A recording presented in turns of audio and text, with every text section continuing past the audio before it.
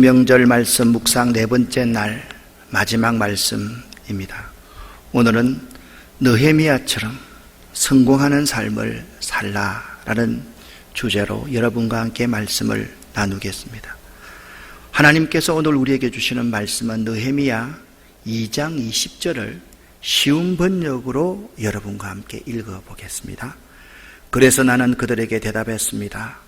하늘의 하나님께서 우리가 하는 일이 성공할 수 있도록 도와주실 것이요, 우리는 하나님의 종이요, 우리는 성벽 쌓는 일을 시작할 것이요, 하지만 당신들은 예루살렘과 아무 상관이 없소. 당신들은 예루살렘에서 차지할 목도 없고 요구할 권한도 없소. 아멘. 사람들은 저마다 자기 인생 속에서 성공하기를 꿈꾸며 원하고 있습니다. 세상 사람들은 자신이 원하고 계획했던 일들이 현실로 나타나 이루어지게 될 때 성공했다라고 말합니다. 그러나 우리들은 하나님께서 원하시는 것이 나의 삶 속에서 이루어질 때 성공했다 말합니다.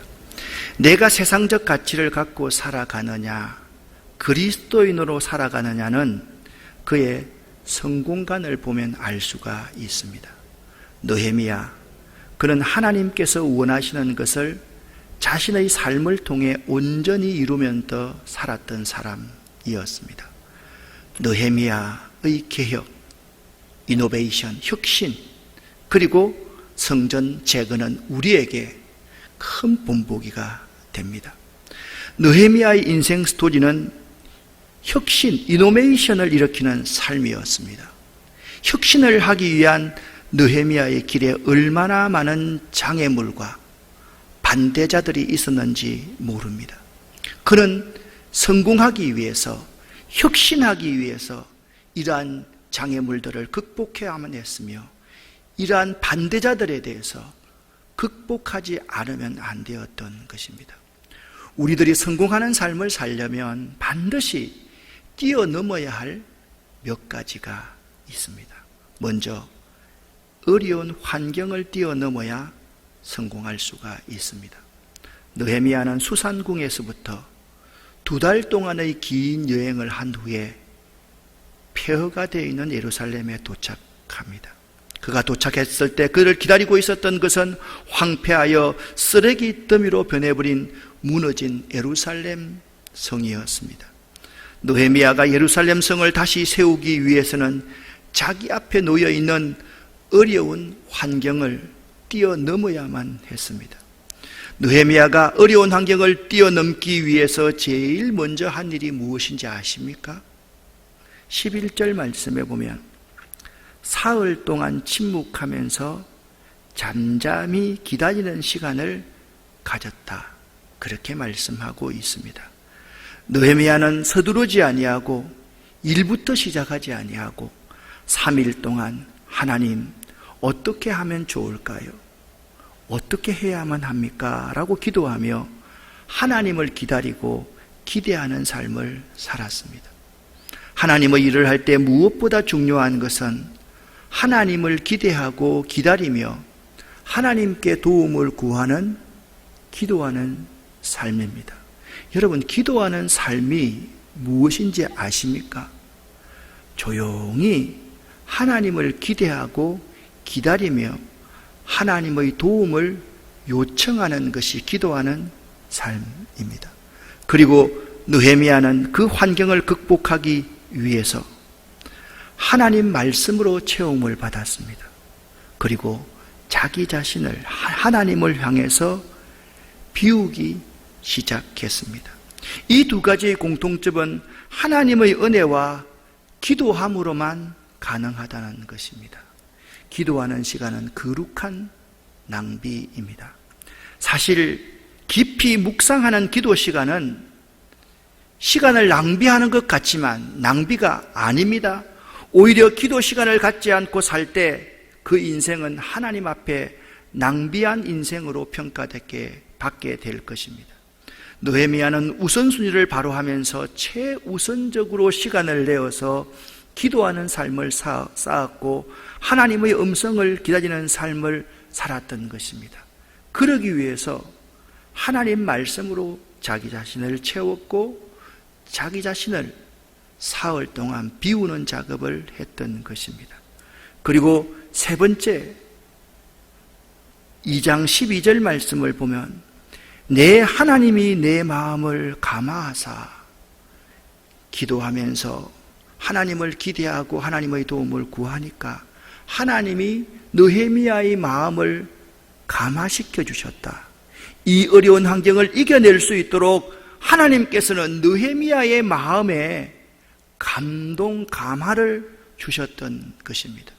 지금 우리에게 가장 필요한 것은 저의 마음을 감동, 감화시켜 주십시오.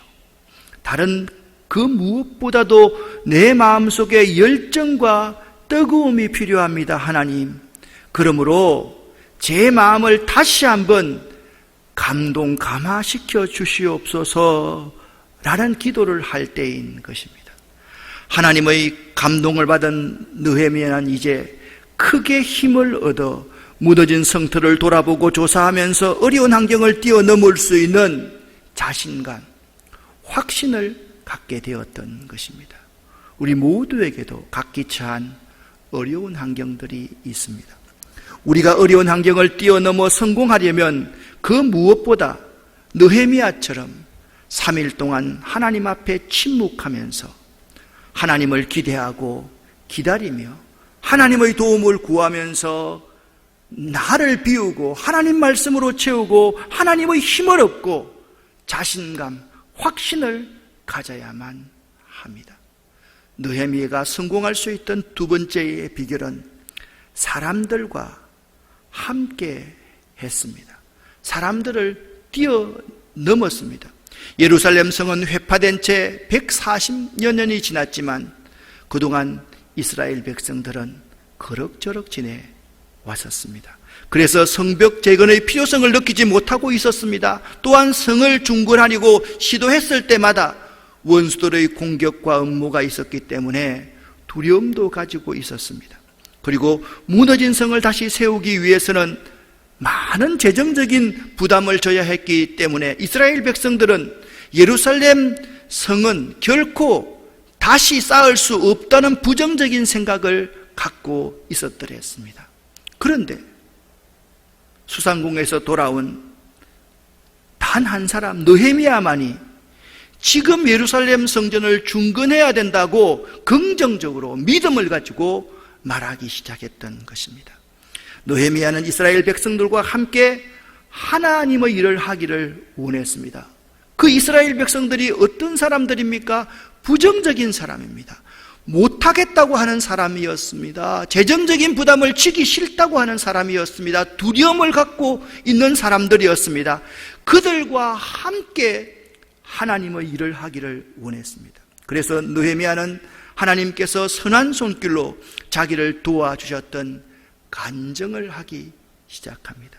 그는 수상궁에서부터 하나님께서 자신의 기도에 응답하신 하나님의 도움을 그 부정적인 백성, 믿음 없는 백성들에게 낱낱이 이야기하기 시작했던 것입니다. 느헤미야가 하나님께서 도와주신 일을 확신 있게 말했을 때 지금까지 타성에 젖어서 살고 있었던 이스라엘 백성들은 이렇게 18절에 말했습니다. 그들의 말이 일어나 건축하자 하고 모두 힘을 내어 이 선한 일을 하려고 하였다. 그렇게 말씀하고 있습니다. 하나님께서는 그 백성들 가운데 역사하신 것입니다. 할렐루야, 아멘. 느헤미야는 자신 혼자 하려 하지 않고 그 부정적이고 좌절과 실패에 빠져있던 백성들과 함께 힘을 모아 하나님의 선한 일을 하기를 원했고 하나님께서는 그들을 변화시켜 그렇게 만드신 분이었습니다. 하나님의 도움을 입어서 함께 할 때 위기를 극복하고 성공할 수 있다는 교훈입니다. 세 번째입니다. 어려운 대적을 뛰어넘어야 성공할 수 있습니다. 우리가 하나님의 일을 할 때 모든 사람들로부터 칭찬과 격려를 받게 되는 것은 아닙니다. 하나님의 일을 할 때 우리는 원수들로부터 공격을 받게 될 것입니다. 여러분, 선한 일을 할 때 공격을 받게 되면 이때가 하나님이 역사하실 기회라는 점을 알아야만 됩니다. 선한 일을 하게 될 때 공격받고 좌절하고 낙담하여서 두려워해서 포기해서는 결코 안 됩니다. 그때 우리는 하나님의 도움을 입을 때임을 알아야만 합니다. 원수들은 느헤미야를 두 가지로 공격했습니다. 첫 번째는 조롱하며 비웃었습니다. 두 번째는 사실이 아닌 말을 사실처럼 말하며 위협했습니다. 여러분, 우리 주변에 이런 일들이 얼마나 많이 있습니까? 우리 현실 같지 않습니까? 그러나 느헤미야는 20절에서 이렇게 말씀합니다. 하늘의 하나님이 우리를 형통케 하시리니. 아멘. 하늘의 하나님이 우리를 형통케 하시니, 그렇게 말하면서 원수들의 공격하는 말보다는 능히 도와주실 하나님의 약속의 말씀에 집중하였습니다. 여러분, 하나님께서 하시는 일에 관심을 가져야만 됩니다.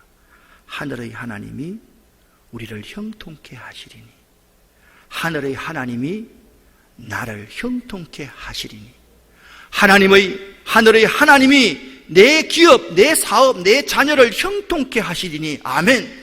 이 말씀을 믿으시기를 예수 이름으로 간절히 축원합니다. 이것이 원수들 장애를 극복하는 비결인 것입니다. 다시 한번 말씀을 드립니다. 하늘의 하나님이 우리를 형통케 하시리니. 아멘. 우리들이 성공하는 삶을 살려면 반드시 뛰어넘어야 할 산들이 있습니다. 어떻게 해야 성공할 수가 있습니까? 사흘 동안 침묵하면서 잠잠히 기다릴 줄 알아야만 합니다. 하나님을 기대하고 하나님을 기다리며 하나님의 도움을 간구하고 하나님 말씀으로 채우고 자신을 비우면서 확신을 가질 수 있어야만 합니다. 여러분, 성공하고 싶습니까? 부정적인 사람들 내치지 말고 그들과 함께 가려고 하십시오. 여러분의 간증을 하십시오. 하나님이 나에게 어떻게 역사하셨는지, 일이 얼마나 선한 일인지를 말씀하실 수 있는 여러분이 되십시오. 그리고 일을 추진하는 과정에 반드시 장애물이 있을 수밖에 없고 반대자들, 부정적인 사람들이 있을 수밖에 없습니다.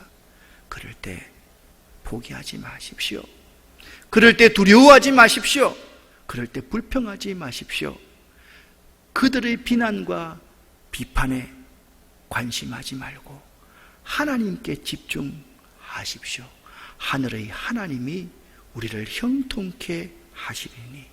이 세 가지를 꼭 기억하셔서 느헤미야처럼 성공적인 삶 사시기를 예수 이름으로 간절히 축원합니다. 기도하겠습니다. 하나님 아버지, 우리들이, 우리 가정이, 우리 사업이, 우리 가문이 성공하기를 원합니다. 성공적인 삶을 살기를 원합니다. 하나님, 저희에게 이 원리를 꼭 명심할 수 있도록 도와주셔서 느헤미야처럼 성공적인 삶을 살 수 있기를 원합니다. 예수 그리스도 이름으로 축복하옵고 간절히 기도 올립니다. 아멘.